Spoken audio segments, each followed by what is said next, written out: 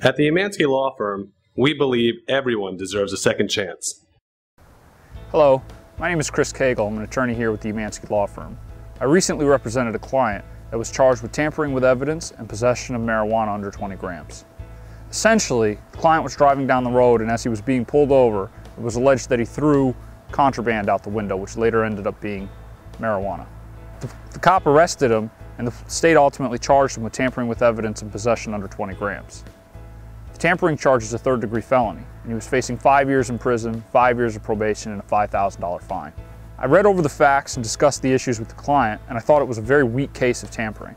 What made this client's case weak was the fact that in order to prove tampering, the state needed to prove that the client took evidence and either altered, destroyed it, or otherwise tried to make it unavailable for police to do their investigation or otherwise available for trial. In this particular situation, he merely threw it out the window. The police had absolutely no difficulty in finding it, they didn't have to look for it, and it wasn't destroyed or altered. This simply wasn't tampering. On the day of court, I went in and talked with the prosecutor about it. I was very frank with him. He maintained that he wanted the client to do at least 6 months in jail. This was not acceptable. I reiterated the fact that the prosecutor would not be able to prove the tampering charge, and the appropriate action would be to dismiss the case.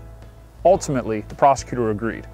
The case was dismissed, and the client was able to resolve his case with only pleading out to the possession of marijuana charge, which is a first-degree misdemeanor. The first-degree misdemeanor charge carried a maximum penalty of 1 year in the county jail, a $1,000 fine, and 1 year of probation. We got all of that reduced to just a simple fine.